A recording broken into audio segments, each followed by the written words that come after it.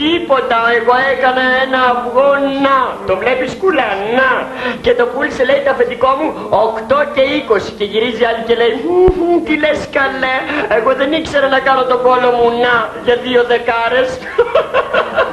Στάθη, γεια σου. Μόνος σου είσαι? Πώς μπαίνεις έτσι μέσα μωρή, δεν βλέπεις ότι κάνω εκπομπή? Με συγχωρείς, Στάθη μου. Στάθη. Γιατί αναστημένεις σαν γελάδα?